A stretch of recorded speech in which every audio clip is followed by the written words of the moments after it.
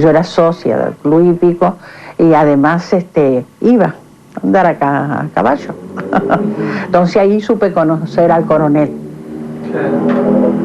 Que yo le dije, él hablaba muy bien y prometía cosas hermosas que después cumplió. Mire, coronel, usted habla muy bien. Yo soy rosista, me digo. Pero si usted cumple su palabra tal como lo expresa, yo en vez de ser rosista voy a ser peronista. Eso le dije a Perón en aquel entonces. Caballero, caballero de fina estampa, un lucero que sonriera bajo un sombrero, no sonriera más hermoso ni más luciera. Caballero, en tu andar reluce la cera andar. Yo nunca había visto un tipo tan seguro de sí mismo y de lo que él, y de lo que transmitía de seguridad él. Buenos Aires, 8 de octubre de 1945. En medio de insistentes rumores sobre presiones militares de Campo de Mayo, exigiendo su renuncia, el vicepresidente de la Nación, coronel Juan Domingo Perón, festejó su cumpleaños número 50 en compañía de camaradas y amigos. También se encontraba presente la joven actriz de radioteatro Evita Duarte. El planteo concretamente era que Perón o modificaba totalmente su estructura política, institucional e incluso personal, o Campo de Mayo le pedía la renuncia. Evita era en aquel momento una ascendente actriz de radioteatro que había conocido al coronel Perón un año antes durante la campaña por las víctimas del terremoto de San Juan y con el que convivía prácticamente desde el comienzo de la relación. Abrid esa puerta o no respondo. Obedeced, ya. Mi señora. Yo soy vos. Vos soy. Estoy soñando. Interrumpimos la emisión del radioteatro 500 años en blanco que protagoniza la primera actriz Evita Duarte para dar paso a una información de último momento. Buenos Aires, 9 de octubre de 1945. El coronel Juan Perón renunció a los cargos de vicepresidente, ministro de Guerra y secretario de Trabajo y Previsión que venía desempeñando hasta el momento. Al día siguiente de su renuncia, el coronel Perón volvió a la Secretaría para despedirse del personal y del público que estaba ya en las veredas.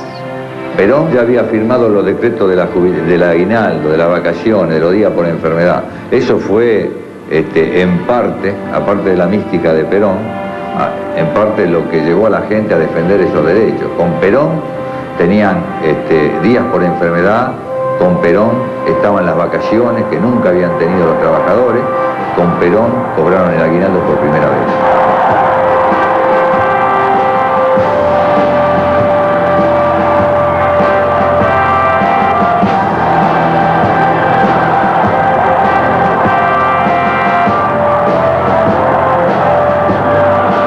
El día 10, una jugada de Mercante logra que el todavía ministro del Interior, Jazmín Hortensio Quijano, le conceda poder despedirse de los colaboradores del Ministerio, de la Secretaría, y hablar a los trabajadores desde la calle Perú 160, donde se improvisa un palco, y donde, según dicen los diarios, se llegaron a reunir más de 40.000 trabajadores para escucharlo al coronel. Y bueno, allí pronunció una pieza realmente llamativa y que hay que estudiarla.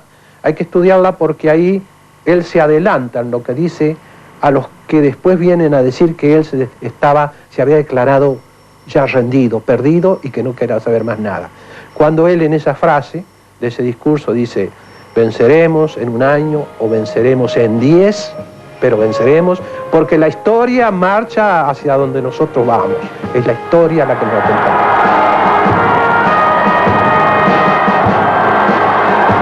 Ahí vamos todos y se juntan 20.000 personas, pero nada más que no había diarios, no había televisión, no había radio, nada más que sabiendo que el coronel se iba, allí fuimos todos. Y entonces escuchamos por primera vez, presidente, le empiezan a gritar, presidente, presidente, presidente. Al momento de su renuncia, Perón era la figura dominante del movimiento militar del 4 de junio de 1943, que consagró presidentes a los generales Rawson, Ramírez y Farrell. A diferencia del golpe de septiembre de 1930 que derrocó a Hipólito Yrigoyen, plebiscitado para un segundo mandato presidencial, esta nueva incursión castrense había terminado con un gobierno ilegítimo, fruto del fraude electoral más escandaloso. Uriburu, Justo, Ortiz y Castillo fueron los protagonistas de este período conocido como la década infame. Voces solitarias, como las de Elisandro de la Torre y de Forja, ponían al descubierto la trama secreta de la entrega del país para que se enriqueciera una minoría.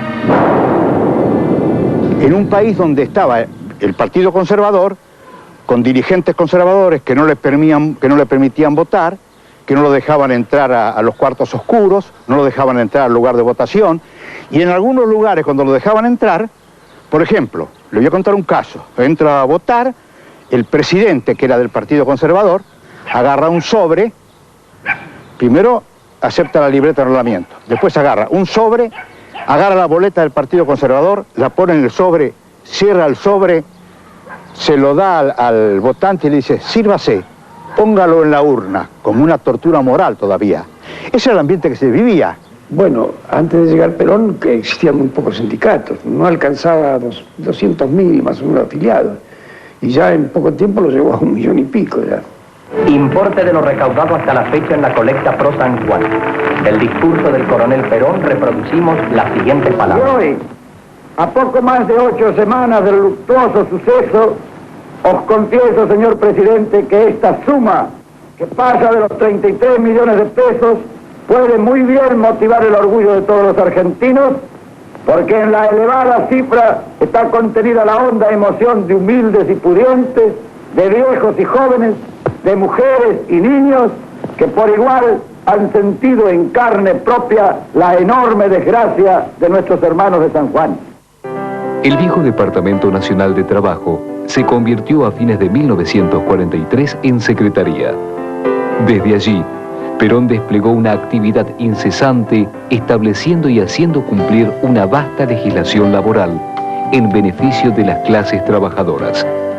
Se reglamentaron mejoras en las condiciones de trabajo, horarios, vacaciones y feriados pagos, aguinaldo. Se incorporaron varios millones de argentinos al sistema previsional y se crearon tribunales de trabajo en todo el país. Hasta los peones de campo tuvieron su estatuto, lo que causó la indignación de la oligarquía agropecuaria, acostumbrada a tener comportamientos feudales en pleno siglo XX. Y en la Gran Buenos Aires, a pocas cuadras o metros de la llamada Casa de Gobierno y del llamado Palacio de las Leyes, una vergüenza social grababa sobre el anónimo corazón de la ciudad el signo de un mea culpa imperdonable. Así vivían hasta ayer, en un ayer que nació con este siglo y cuyo... En la renuncia de Perón, los sectores más humildes presentían que sus ilusiones de una vida mejor estaban en peligro. Ellos, los de antes, se preparaban para volver.